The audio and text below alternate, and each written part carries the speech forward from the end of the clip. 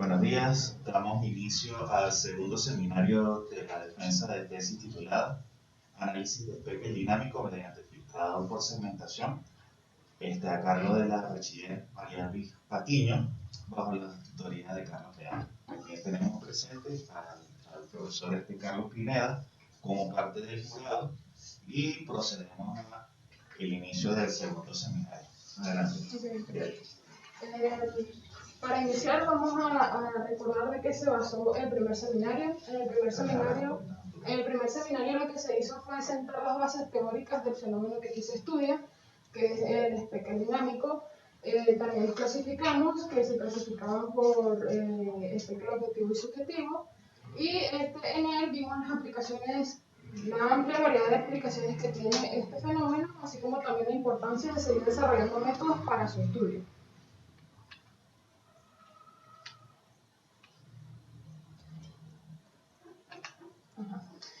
El montaje experimental consistió en tres haces de luz provenientes de fuente de luz láser, con longitudes de onda de 447 nanómetros, 532 nanómetros y 660 nanómetros correspondientes al color azul, verde y rojo.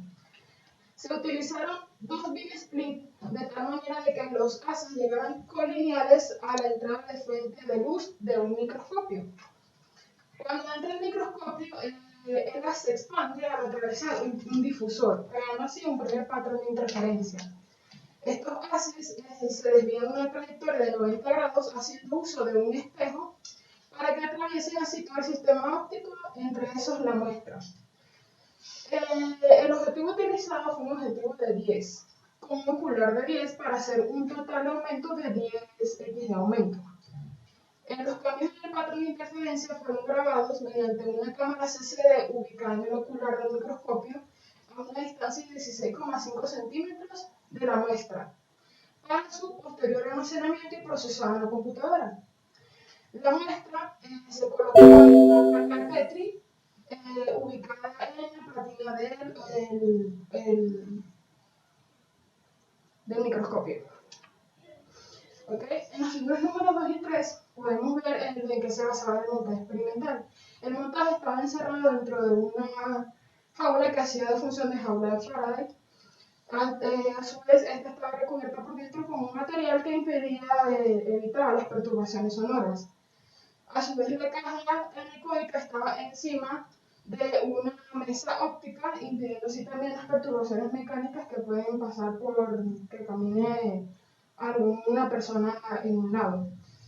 En la figura número 3 podemos ver el montaje experimental como tal. Contamos aquí con el microscopio, la cámara CCD, la placa de Petri y aquí atrás podemos ver el láser verde.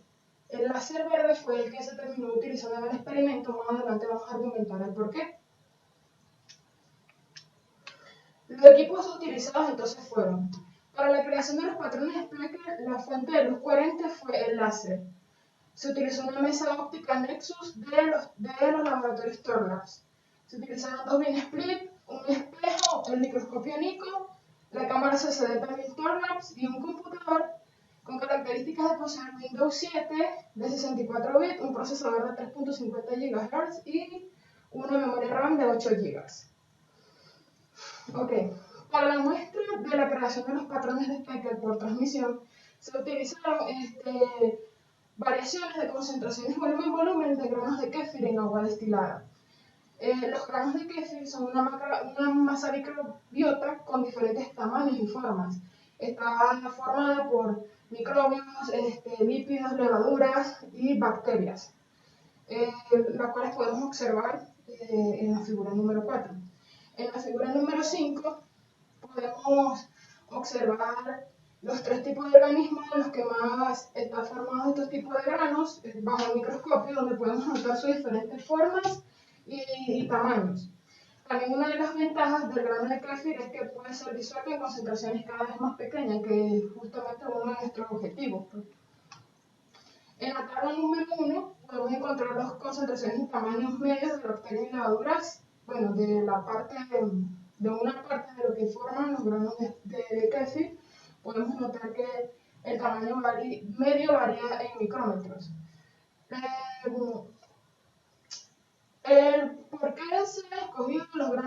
Kefir en general fue porque se necesitaba asegurar que hubiera una actividad biológica en la muestra, para así poder asegurar una formación de espectro dinámico en consecuencia de eso.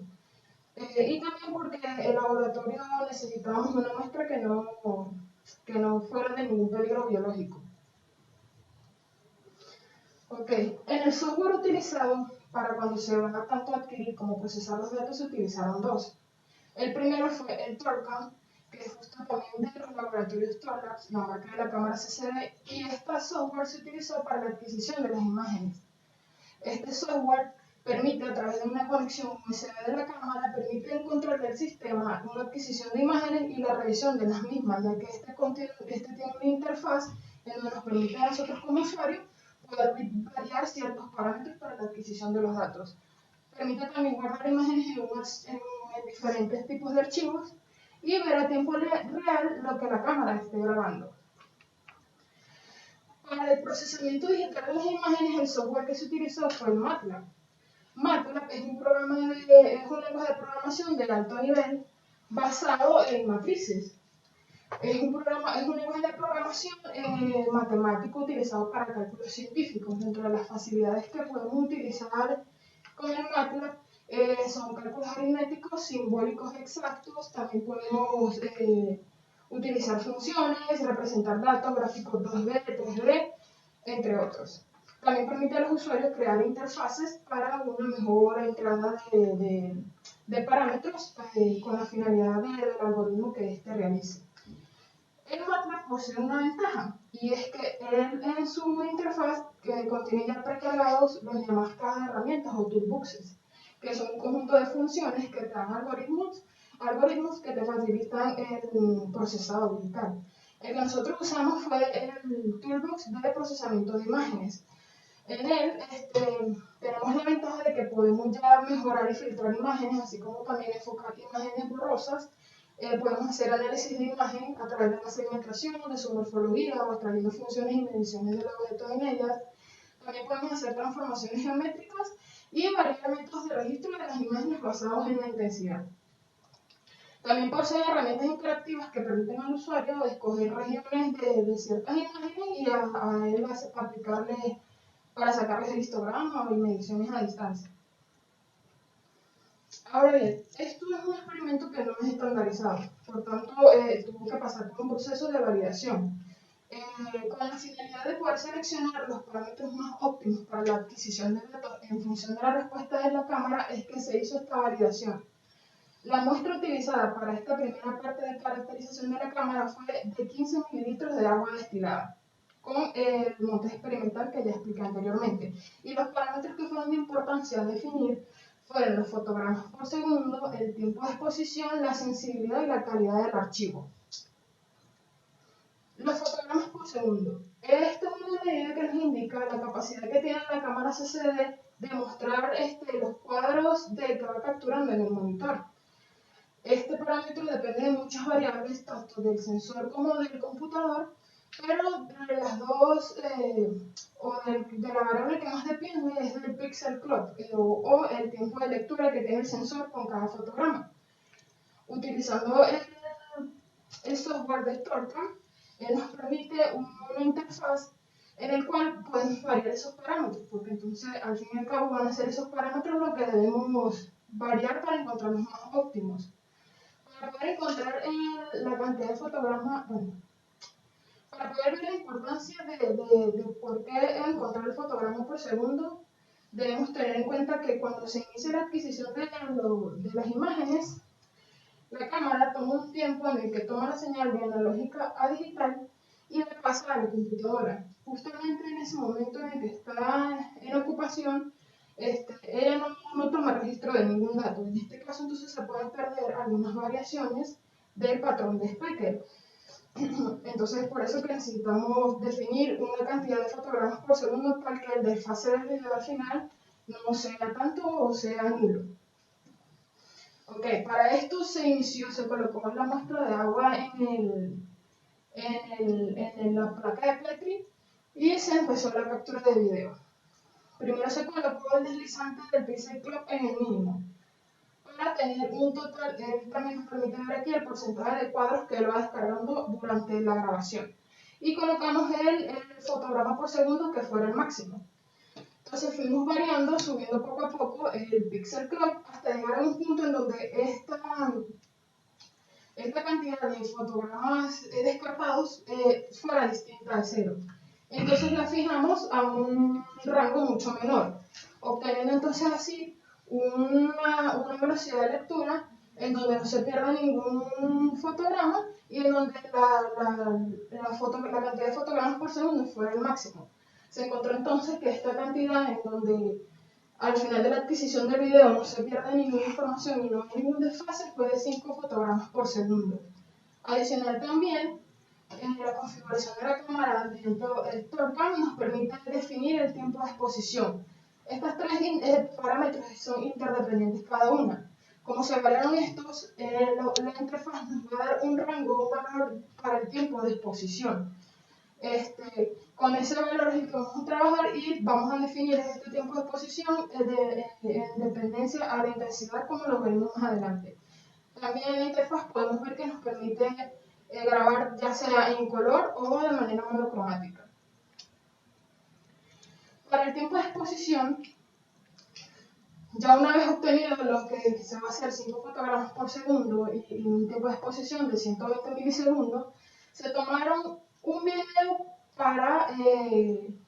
se tomó un video haciendo variar el tiempo de exposición entre 0 y 120 milisegundos en pasos de 10 para cada uno de los dos láser en videos de 1 minuto.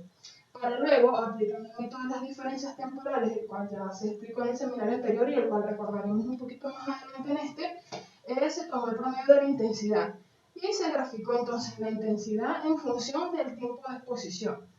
Podemos notar que para todos los láseres llegan a un punto en donde tenemos como un plató. Entonces podemos decir que a partir de ese tiempo de adquisición ya no va a haber ninguna variación de intensidad y por lo tanto podemos agarrar justamente en ese lapso de tiempo donde ya es constante. Podemos notar entonces que hubo una mejor respuesta de intensidad con el láser verde. Ok, la sensibilidad. También fue de importancia ver la respuesta del sensor a los láseres, así como también de la potencia de salida que estos puedan tener. Con el uso de TorCam, nosotros podemos sacar un perfil tanto vertical como horizontal de las imágenes de intensidad. Esto es, en la interfaz dibuja una línea en las imágenes y luego nos grafica la intensidad, los valores de intensidad de los píxeles en esa imagen, tanto de manera horizontal como vertical. ¿Qué es lo que se quiso hacer? Con cada láser se fijaba una potencia tal que el perfil se mantuviera dentro del rango y no saturara el sensor. Podemos notar aquí que la sensibilidad de la cámara de manera individual y también que cuando es de manera conjunta, la sensibilidad de la cámara es mucho mayor, alrededor de los 500 nanómetros, 520, 530 nanómetros.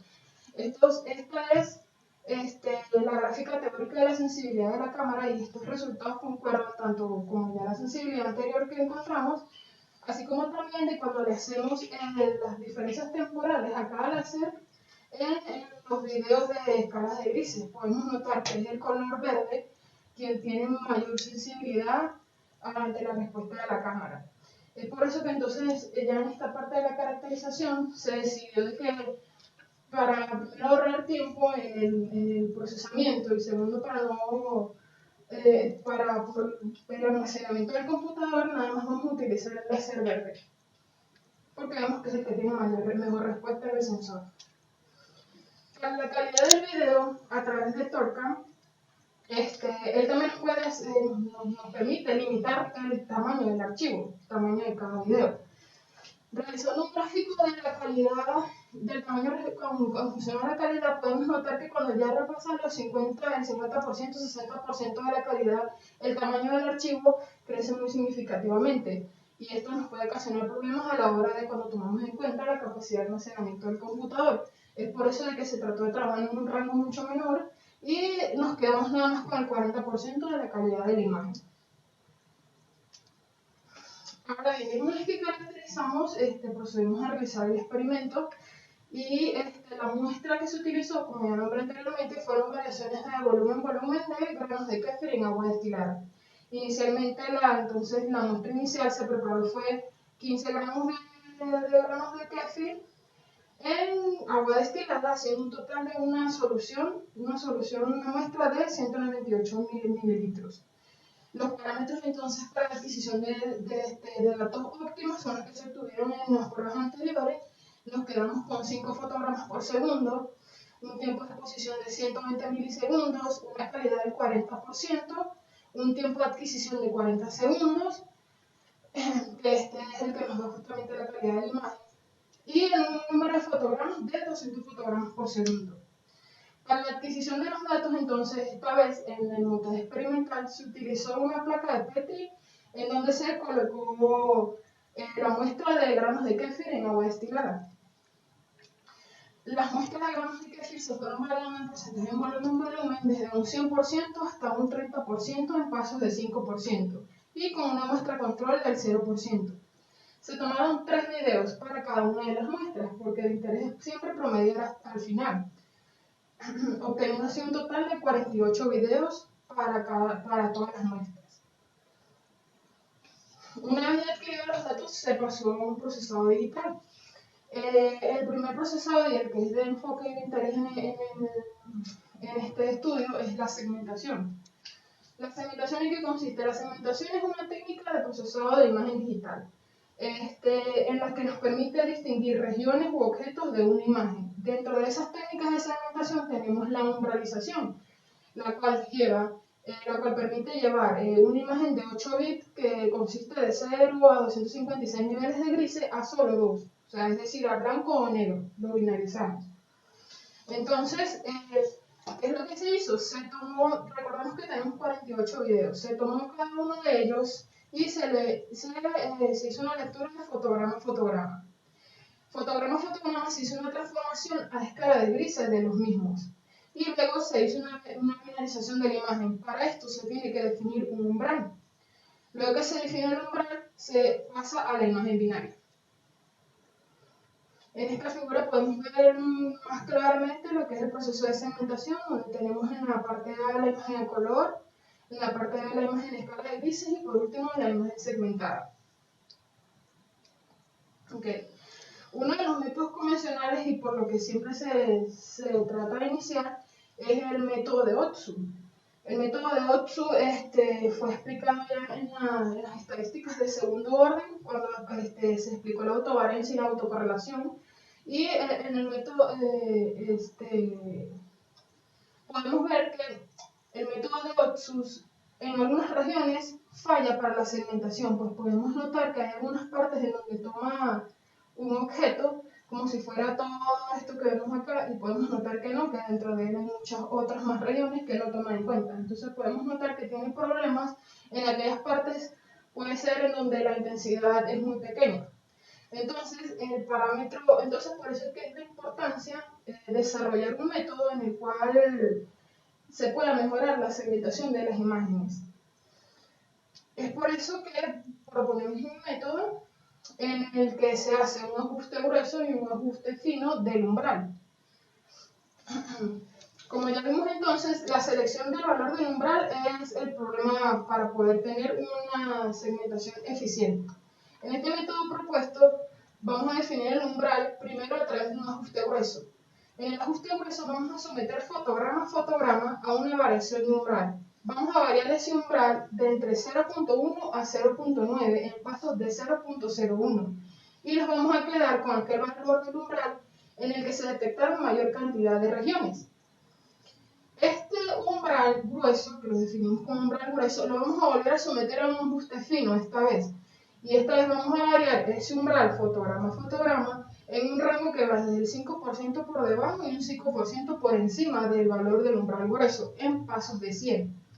Nuevamente nos vamos a quedar con el umbral con el que mayor número de regiones se detectaron y finalmente con ese umbral es que vamos a finalizar el fotograma. Un ejemplo más gráfico de esto de lo que estoy hablando es este ejemplo. Podemos ver acá el ajuste grueso del umbral, en donde en pasos de 0.01 se varió de 0.1 a 0.9. Y se detectó en la región que el número de regiones más alto fue de 7.937 y aquí el umbral fue de 0,53, que es justamente esta parte.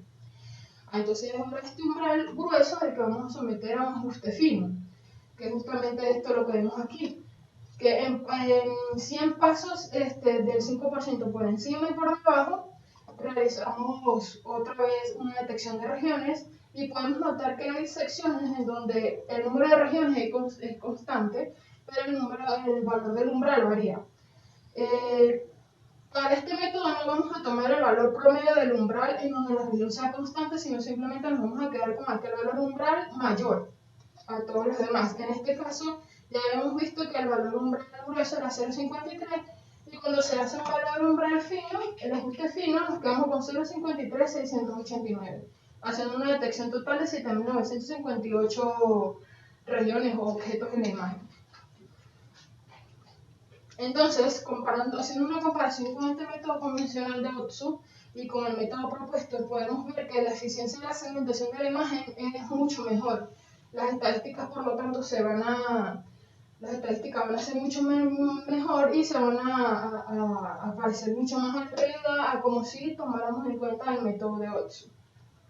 A pesar de que podemos ver regiones en donde detectó objetos donde se puede ver a simple vista que ya hay otros nuevos objetos, pero bueno, más adelante vamos a plantear un método también de filtrado para esto. Ahora bien, de interés es hacer el análisis de intensidades. Cuando se estudian los patrones de Speckle, siempre el análisis de intensidad creo que es uno de los más realizados. El análisis de intensidad que llevamos a cabo fue haciendo uso de los métodos de diferencias temporales. Para tengamos un video formado por n fotogramas. Estos fotogramas se pasan a escalas de grises y luego se hace una diferenciación entre fotogramas. Se resta el fotograma 1 del 2, el 2 del 3 y así sucesivamente hasta obtener un final de n-1 fotogramas de diferencia. Luego, estos fotogramas de diferencia se suman justamente para tener por un video un solo valor del parámetro, que en este caso sería de la intensidad, para finalmente realizar un gráfico donde podamos comparar la variación de las intensidades en función de la concentración. Para este análisis de intensidades se hizo un algoritmo en el laboratorio en donde lo vamos a explicar de mejor manera a través de este diagrama de flujo. El programa principal se llama DISTEM3. En él los parámetros de entrada son el formato del archivo. Una vez que uno coloca el formato del archivo, podemos abrir la carpeta, la ubicación y él automáticamente va a escoger todos los videos que están en ese formato, en esa carpeta. Entonces, iniciando con el video 1 de n videos que puedan en la carpeta, se inicia el procesamiento. El análisis de intensidades se puede hacer tanto en escala de grises como en canales RGB. Siguiendo la dirección de la escala de grises, para crear un video de salida, un archivo de salida, él carga los videos y los lee fotograma a fotograma. Los lleva a escala de grises y luego crea las imágenes de diferencia a través de esta ecuación. Luego, después de que se crean las imágenes de diferencias, la suma, tal como dijimos, para obtener un solo punto y lo muestra como un punto en la pantalla nada más. Y esto lo repite n veces dependiendo de la n cantidad de videos que haya. Ahora bien, el mismo procesamiento se puede hacer para hacer un análisis por los canales en separado de los RGB. El procedimiento es el mismo, solo que esta vez en vez de llevar en escalas del grises, lo va estudiando dependiendo del canal que se seleccione. Y por último, otra vez vuelve a hacer las imágenes de diferencia, hace la imagen suma y se obtiene el valor. Esto, como dije, es con la finalidad de más adelante hacer un análisis y una comparación de las intensidades en función de la concentración volumen-volumen.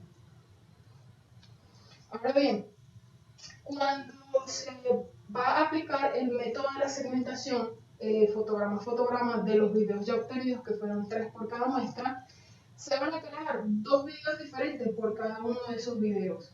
Al primer video le vamos a llamar video de alta intensidad y es aquel en donde solo hay información de las intensidades que están por encima del valor umbral encontrado, Y tenemos los videos de baja intensidad, en donde está información recuperada de las intensidades menores al umbral que se define mediante el método propuesto. Para explicar cómo se crearon estos videos, tenemos este diagrama de flujo. Una vez más, el parámetro de entrada es una lista de videos en formato, en este caso AVI, y él va a leer todos los videos que están en ese formato en la carpeta seleccionada. La primera función a la que llama es a la función cálculo M, que se encuentra dentro del programa principal que se llama DIV-TS.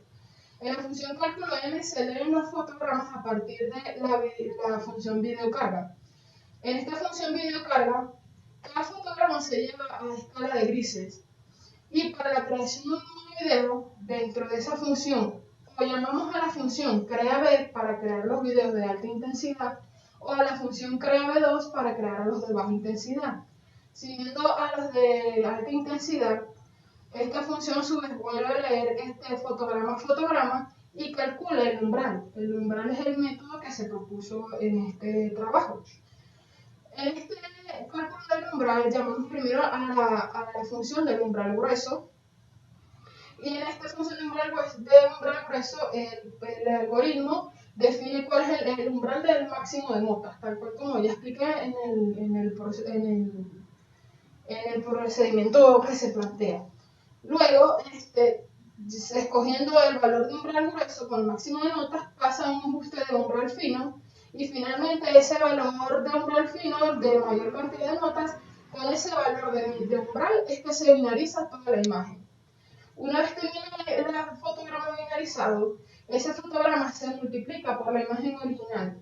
Esto se hace debido a que cuando se multiplica la imagen binaria con la original, vamos a recuperar entonces solamente la información de aquellas intensidades que están por encima del umbral definido.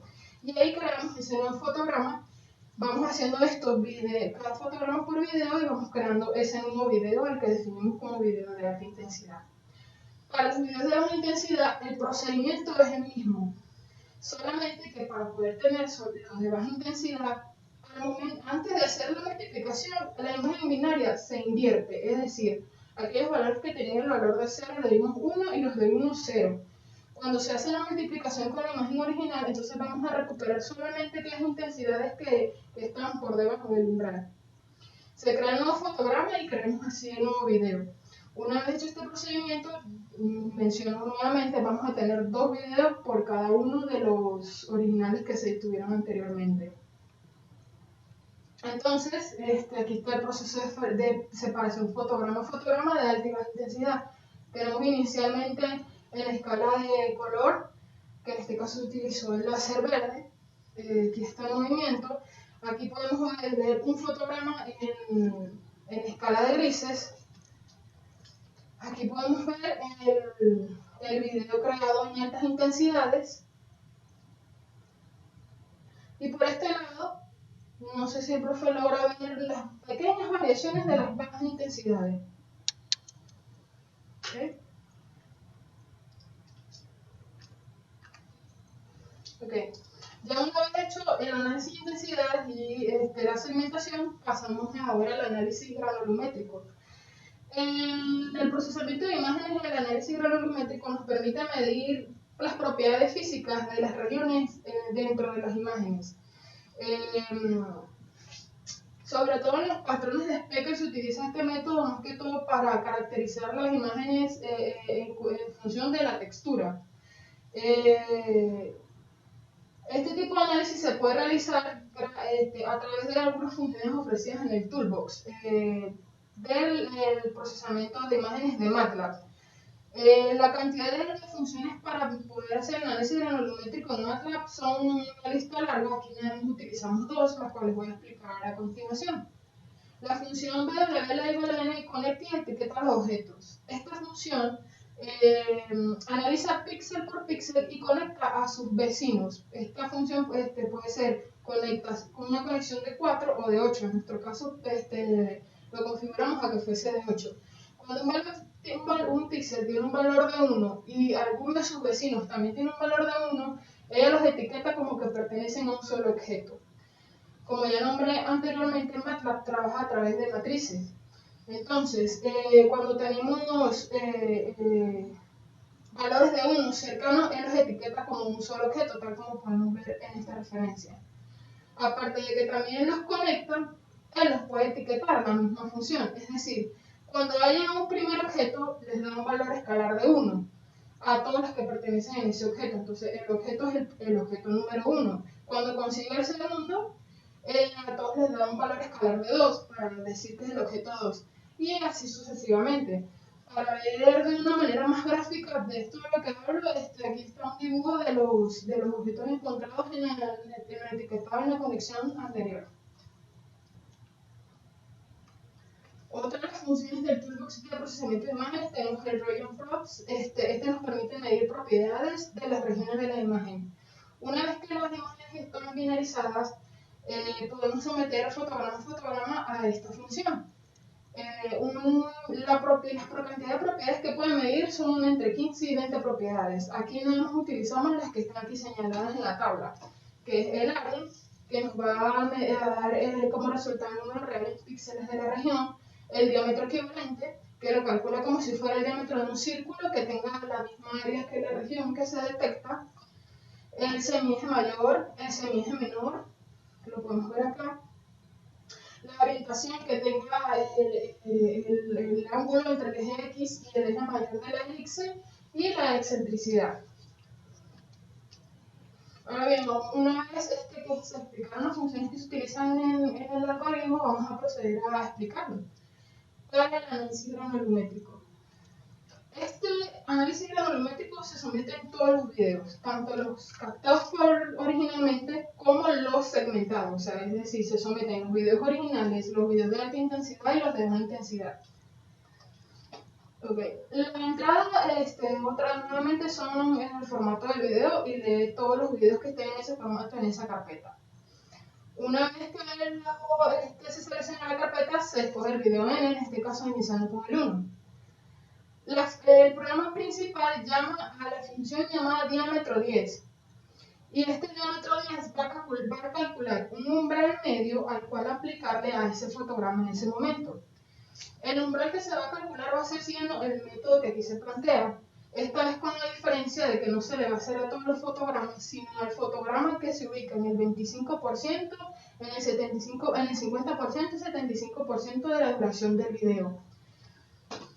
Una vez hecho esto, se calcula el umbral otra vez fino, el ajuste del umbral grueso, el ajuste fino, y con eso se calcula un promedio entre esos tres fotogramas. Y ese es el que se le va a aplicar al video en cuestión.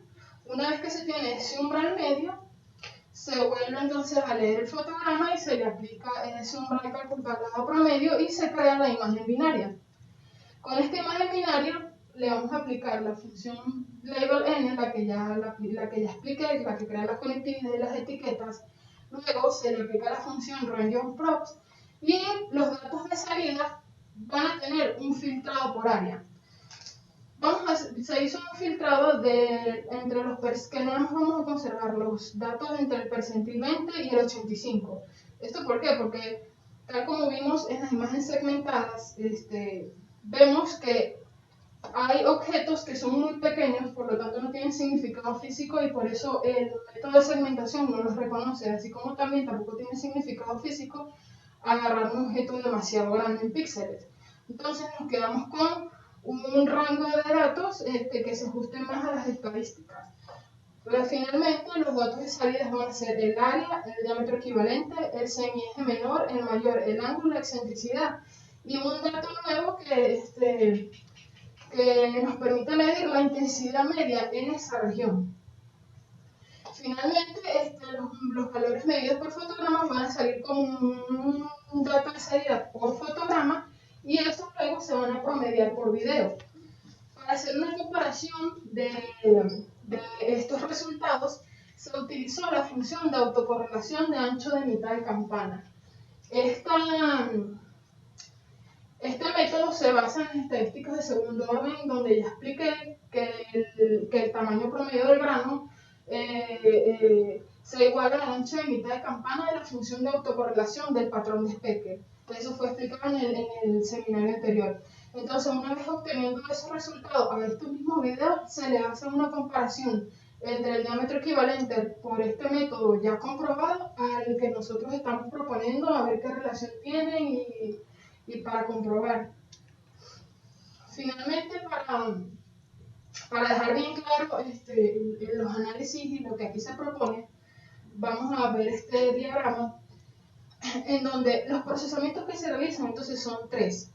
Tenemos el análisis de intensidades que se hace a través de las diferencias temporales, el filtrado por segmentación y la granulometría.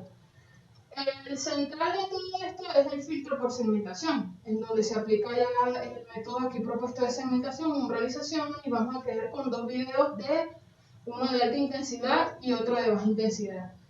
Estos resultados de aquí van a pasar por dos procesamientos, tanto por las diferencias temporales, y en donde también se van a analizar los videos originales. Entonces vamos a tener tres análisis: original, baja intensidad y alta intensidad, y también se van a someter a la granulometría, obteniendo los resultados al final.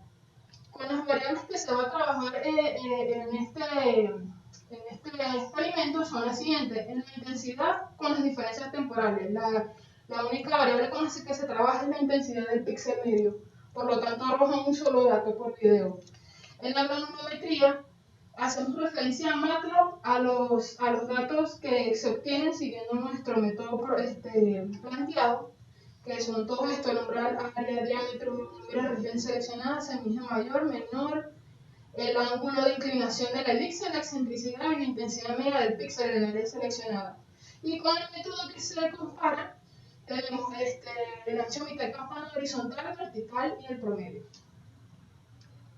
Vamos a ver las referencias. Bien. Si tienes algunos comentarios, dudas sobre el procesamiento es un poco pesado. Sí, yo me imagino que involucra mucho tiempo de máquina. Sí. Hacer ese procesamiento, ¿no? De hecho, justamente por eso es que se hacen tantas estadísticas y filtrados, justamente para tratar de acortar los tiempos de procesamiento. Sí. Yo tengo varias, no sé si son preguntas o son dudas mías o no sé, pero vamos a ver. Empecemos por la más, creo yo que es la más liviana de todas. Sí, hay un rango de sensibilidad del equipo que va a depender básicamente de la capacidad de la óptica del sistema experimental y la capacidad óptica de su cámara CCD, ¿sí? Por la cuestión del pixelado, por la cuestión de la cantidad de puntos o sea, lo que uno define como píxel, de puntos por pulgada cuadrada, que es lo que uno tiene en imagen, ¿no? ¿Qué pasa con los rangos que están por fuera? ¿Cuál es la optimización? Optimización para ese análisis que ustedes están planteando. Okay. Pues en un principio, Torcan, la misma cámara CCD, nos permite utilizar este software. El rango de sensibilidad que tratamos de mantener es el mismo, nos lo da aquí ya normalizado. Entonces siempre se trata de sacar una potencia de láser tal que cuando se hace, para eso se toma la toma de un video con los parámetros ya seleccionados, pues para ir estudiando de que justamente no haya una saturación, porque ya como tal el software lo tiene implícito. Carlito, más o menos para responder Mariela estaba un poco nerviosa cuando comenzó a explicar esto. Hay una cosa que es importantísima al momento de hacer el procesado. Cuando se tiene el pixel plot, en el transcurso que pasa entre el procesamiento interno de la cámara al enviar el video y hacer la adquisición, que se pierde información, ¿cuál fue el parámetro que para nosotros fue más fundamental a la hora de escoger todos estos parámetros? Es que el tiempo que duraba la adquisición del video fuera el mismo tiempo transcurrido en la toma del video. ¿Cuál era la idea? De que estos videos estén captados en tiempo real. Cuando se aumentaba el número de fotogramas por segundo, se genera como un desfase entre, entre los tiempos de duración de los videos y los tiempos de adquisición del video. Entonces, ¿qué ocurría? Tienes un video que teóricamente es de 40 segundos, 200 fotogramas, o 30, 40 segundos, y en la realidad duró 1 minuto y medio haciendo la adquisición. Entonces, una de las cosas que es importante para el procesado y para este tipo de técnicas es tener la referencia de la variable temporal. Y para garantizar esa variable temporal, los videos tienen que ser adquiridos en tiempo real. Entonces, básicamente, el número de fotogramas que se utilizó fue tratando de que tener una mayor sensibilidad en la cámara, la respuesta de la cámara, porque justamente el método fundamental era el análisis, o sea, el método convencional que se utiliza son los análisis de intensidad, tratar de tener una mejor respuesta en intensidad y que esa respuesta estuviera en tiempo real. Eso fue un pequeño detalle que se le pasó a Pati, imagina que sería los nervios empezando. No. Pero justamente la idea de esto es adquirir los datos en tiempo real. Claro, porque esa es la que los van a llevar a ustedes a poder analizar el dinámico. Exacto. El dinámico. Exacto. Porque, bueno, era mi pregunta, pero creo que ya se autocontestó. Es el hecho de que ustedes usan muestras biológicas es precisamente porque quieren ver esa actividad, ¿no? Sino de hecho, justamente en experimentos anteriores que se han hecho en el laboratorio, justamente lo que se quiere es relacionar actividades biológicas, ejemplo, la reacción de un cierto tipo de bacteria a un cierto fármaco. ¿Qué hemos observado? Que si tienes solamente las bacterias en un pocito, todo chévere, toda bonita, la intensidad tiene un valor. Cuando tú agregas un fármaco, esas intensidades caen. ¿Por qué cae la actividad biológica? Porque hay una menor motilidad de los seres vivos que están dentro de la muestra y por ende caen las diferencias en el patrón de interferencia. Que justamente esa es la idea, buscar esos cambios en muestras biológicas. Esos tiempos de exposición y esa cantidad de fotogramas por segundo, o sea, ¿eso fue ensayo y error o hay un método que lo lleva a eso? Básicamente lo del tiempo fue Eso. en base a la respuesta En base a la respuesta de la cámara. Como queríamos análisis de intensidad y uno de los pequeños problemas que eso no lo manejó un poco, no lo maneja Pati por el tema de la experiencia. Los ensayos previos que se habían hecho en el laboratorio eran con muestras patógenas, por ejemplo, la E. coli, que son muestras estandarizadas, que todo el mundo conoce, que todo el mundo sabe cuáles son los efectos. Y estas muestras se trabajaban conociendo exactamente el número de bacterias que se tenían por campo. Eso se llama las unidades formadoras de colonia. Nosotros en el laboratorio no tenemos equipos biológicos, mucho menos los biólogos. Entonces, ese experimento no lo pudimos reproducir en las condiciones del laboratorio. Entonces, una de las cosas que nosotros queríamos para mantener el espectro dinámico era tener una muestra biológica, por eso utilizamos el Kelvin, y que la muestra fuera fácil de utilizar, fácil de diluir, fácil de trabajar con ella y que no fuera tóxica. Y segura, ¿no? Y segura, pues. Y más por un poco físicos ahí haciendo cosas de biología, que de repente uno no tiene la pericia trabajando con materiales, con este tipo de patógenos. Sí. ¿Cómo afecta el hecho de que uses 3 tipos de intensidades de luz a la muestra, en este caso de Kelvin? O sea, ustedes deciden que la intensidad, mejor dicho, que la mejor respuesta que obtuvieron fue la de láser verde. Pero pueden encontrarse con un tipo de material biológico también que puede ser muy sensible al infrarrojo o al azul. Pues entonces ahí sería de cuestión de que se trabaje entonces en función de la respuesta de la muestra. En realidad, el por qué utilizamos el láser verde, como dije, fue más que todo por ahorro de tiempo y de cómputo. Utilizando los 3 láser sin el estado de cómputo, con uno solo fue prolongado, imagínense con los 3. Tal vez de sugerencia para un trabajo futuro puede hacerse una comparación entre los 3 láser, pero ya que tú indicas eso, ya sería en cuestión de la muestra, ver cómo responde la muestra y el sistema de detección.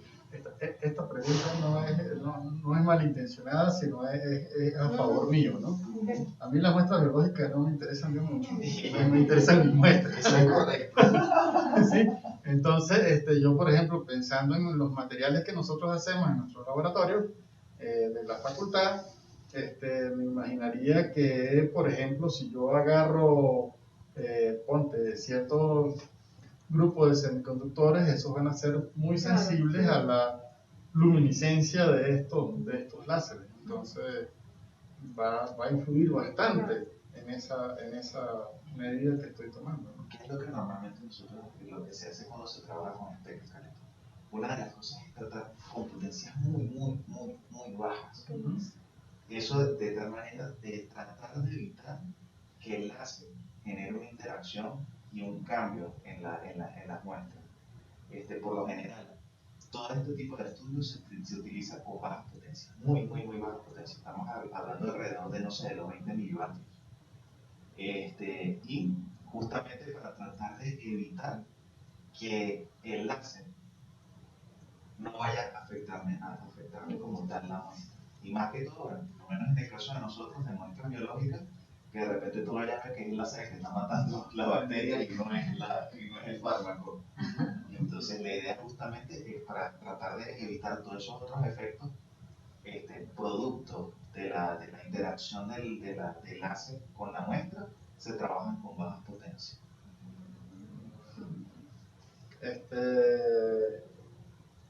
Ancho a media altura, ¿no? Okay.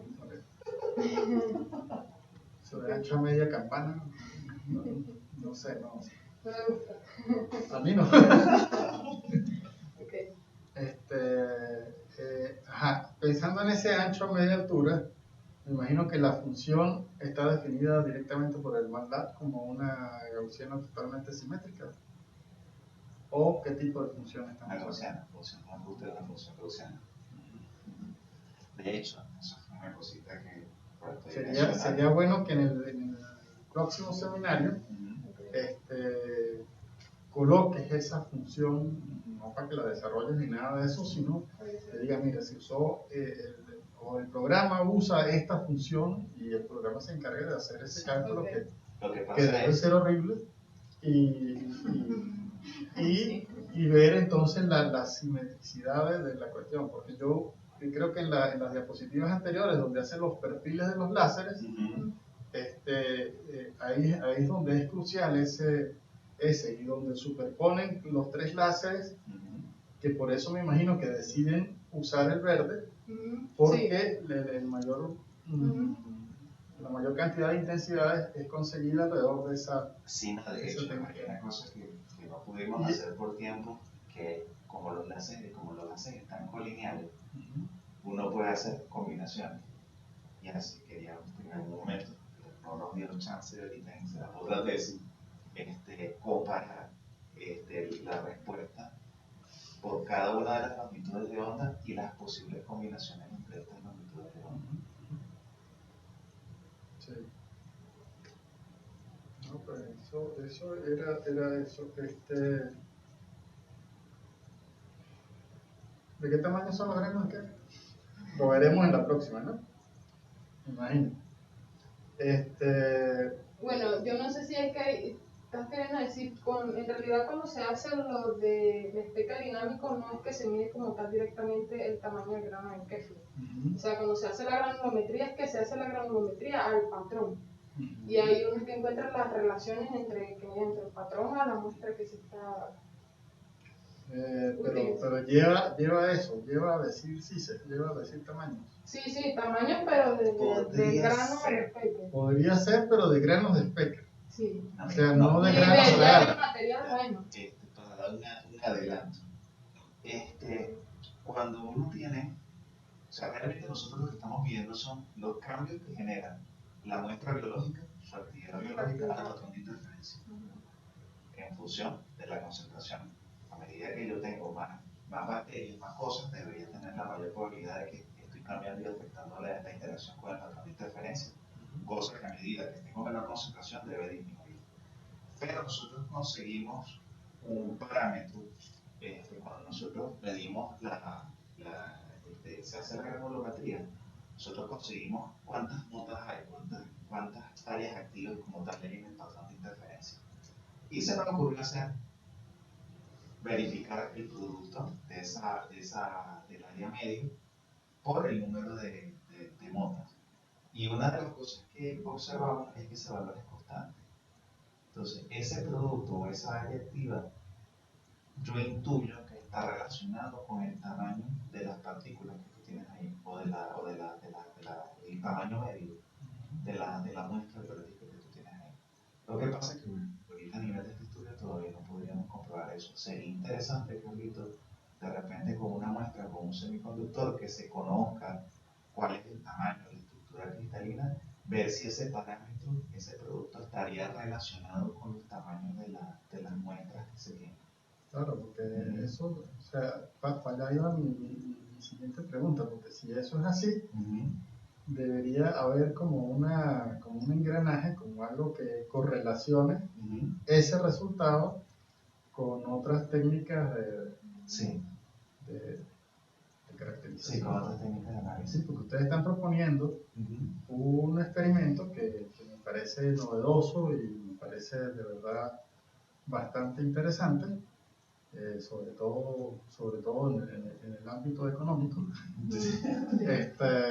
que los laboratorios pueden aprovechar, y no solamente los laboratorios de biología, sino los laboratorios de física y química también, ¿sí? Para sus caracterizaciones. Sí, de hecho, que estas son técnicas muy económicas, porque uno necesita un equipo de alta tecnología, con un termoláser y una webcam puede uno montar estos sistemas. Exactamente. Entonces, la idea como es una técnica donde el costo mayor es simplemente una vez que uno obtiene la imagen, el procesamiento de imagen es lo que cuesta. ¿Sí? Sería bueno tratar de tener ese patrón, o tratar de vincularlo con las cosas reales. Yo entiendo que están hablando de, como tú dices, de motas de Kefi por área cuadrada, ese tipo de cosas. Y van a tratar de ver cómo evolucionan temporalmente con algún factor que le hagan matar el Kefi o... Sí, no, de hecho, ese tipo de análisis en el tiempo, también en otro trabajo se va a mostrar, que es justamente para la caracterización del espermatozoide. Como una de las cosas, para ti no sé si puede vender bien el trabajo, una de las cosas, todo el mundo que trabaja con espectro en granulometría trabaja con la función de cobranza, donde nada más el parámetro que uno tiene es el ancho de la mitad de la campana, o el WHM, horizontal y vertical, y eso se compara con los análisis en intensidad. Con estos comanditos, que son relativamente sencillos de hablar, nosotros estamos ampliando a todo un set de otros parámetros, como es el semieje menor, semieje mayor, inclinaciones. Entonces, esto nos podría dar más información del sistema como tal que nosotros estamos caracterizando.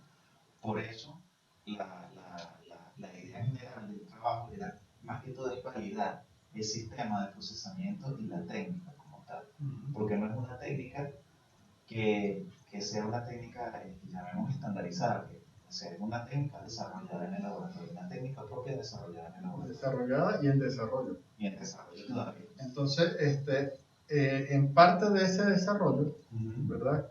Hay muchas cosas que tienen que vincularse, que tienen mucho que ver con la manera como se forman esos, vamos a llamarlo de alguna manera, esos grupitos de granos de kéfir en este caso, llamémoslos clúster de kéfir, y son los que nos van a decir realmente qué tamaño pudieran tener las partículas reales con referencia a la imagen granulométrica que ustedes tienen. Sí. ¿Sí? Sí, de hecho, una de las cosas que hubiese sido ideal, sigo volviendo a hablar con el E. coli. La E. coli se tiene bien exacto cuáles son los tamaños el tamaño medio de la muestra de ahí hubiésemos podido hacer una correlación, tratar de ver si hay una correlación entre No, pero el kefir también, el kefir es archiconocido. No, el kefir, de hecho, Depende del método de cultivo y todo. todavía no se sabe exactamente las combinaciones de todas las cosas que hay ahí adentro. Ese es un mezclote, esa es una comunidad bibliótica que están ahí y dependiendo de los autores, dependiendo de la cepa, dependiendo del sitio, varían las concentraciones de los distintos tipos de bacterias o Porque levaduras que y están. además vienen de diferentes, bueno, yo no sé nada de esto de biología, pero me imagino que vienen de diferentes fuentes también. Sí. O sea, hay kefir de Y, hay kefir de X y hay kefir de Z. Sí, entonces el kefir es muy complejo, la estructura, las características son complejas, entonces todavía hoy en día no se sabe exactamente qué tantas cosas hay. Nosotros lo utilizamos porque es un mezclote donde hay un montón de cosas que están vivas y que se tienen que mover y lo que nosotros necesitamos era obtener un patrón de interferencia dinámico para hacer este análisis. Claro, para trabajo Para planteado. tratar posteriores, la idea sería trabajar con... Está bien. Es eso, ¿no? Aquí dice que el Toolbox IPT pues usa la función esa que habíamos dicho, los rangos, ¿cómo escogen las concentraciones de granos de kefir? Bueno, tal como vimos, pues no, el laboratorio no se cuenta cómo poder medir exactamente los tamaños del kefir. Entonces lo que se hizo fue variar concentración por un volumen relativo. Se ya mezclaron 15 gramos de granos de kefir en agua y se obtuvo la muestra. La muestra lo que nos muestra son 198 ml de kefir con agua destilada. Y ahí Y ese es el que vamos diluyendo. Okay. Eso es lo que normalmente es. Ustedes asumen que es una suspensión de granos de kefir. Sí. Sí, la cuestión. Por supuesto, tienden a precipitarse y ese tipo de cosas. No es propiamente la suspensión. No se ha precipitado. No se precipitado. No, de hecho, cuando llega a poner un poquito el kefir, lo ligamos en agua y no se o sea, quedó el agua así como el agua está turbia. Ajá. En algún momento del seminario me causó curiosidad, no sé si mi pregunta esté bien. Tú hablaste de que no había significado físico en tomar en cuenta granitos o intensidades muy pequeñas o muy grandes de tu videograma, ¿no? Okay. ¿A qué te refieres tú con ese significado físico?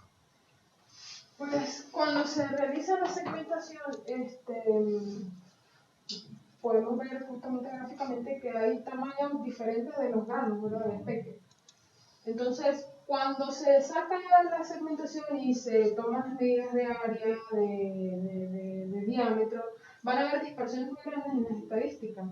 Las dispersiones nos dan justamente esas mediciones que son menores a un píxel. O sea, entonces estaríamos hablando de tamaños de algo que son extremadamente pequeños. Y sabemos pues que incluso vimos en la tabla de tamaños promedio que los tamaños incluso de lo que conforma la microbiota pues no es tan pequeña para decir, bueno, es mucho más pequeño que el tamaño del píxel del sensor. Entonces eso es lo que estamos viendo ahí, el ruido o que por algún motivo el sensor está fallando en ciertos píxeles, entonces no se toma en cuenta, deberíamos despegarlo de las cuentas. Entonces eso es lo que se le dice que no tiene significado. ¿Y en el caso grande? ¿Ah? ¿Y en el caso grande? ¿Caso grande? ¿Y en el caso contrario? Pues? Porque tienes los chiquititos. Claro, bueno, ya es ahí cuando...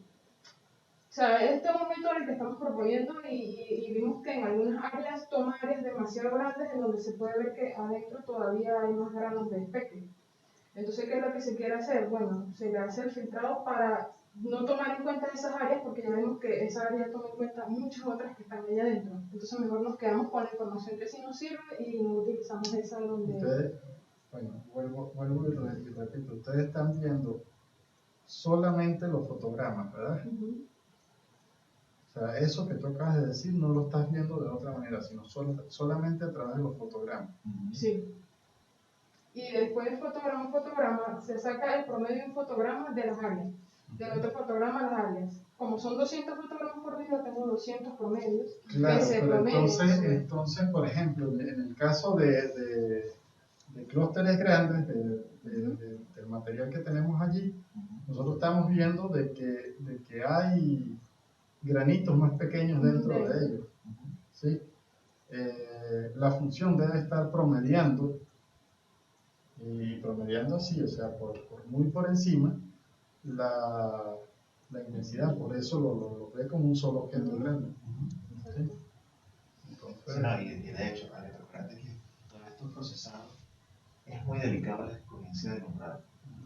O sea, cuando tú tienes el umbral y haces el corte, de aquí para arriba es 1, de aquí para abajo es 0, de repente tienes señales que son muy bajitas, porque la relación señal-ruido es muy bajita, entonces te dan áreas que son sumamente pequeñas. Entonces nosotros lo que queremos hacer es que la estadística de nosotros, descartar los valores pequeños, descartar los valores grandes, como tenemos mucha información, estamos hablando de alrededor de 6.000 notas por cada fotograma.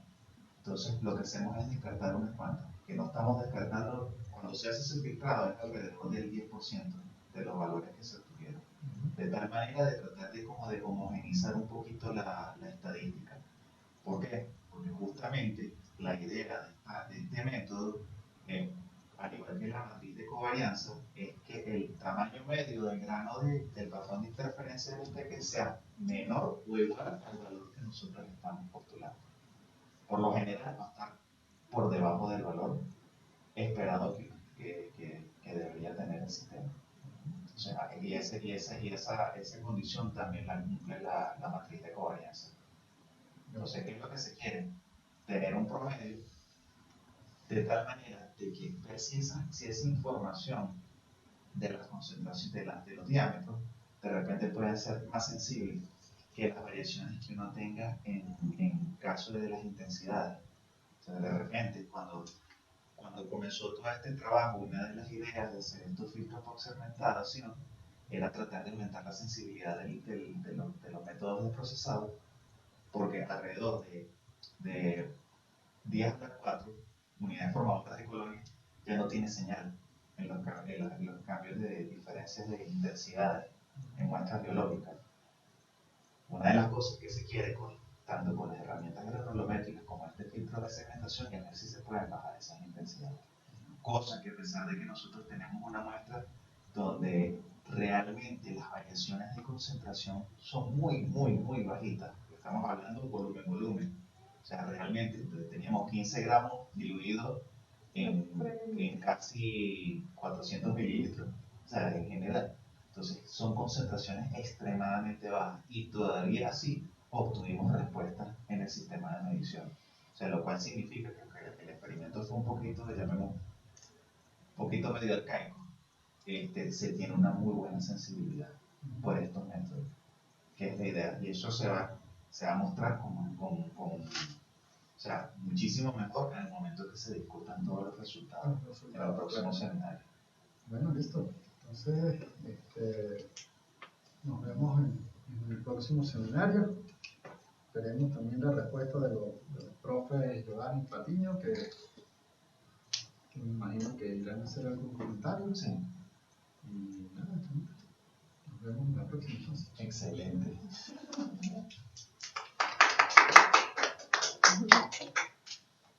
Hay que separar esto.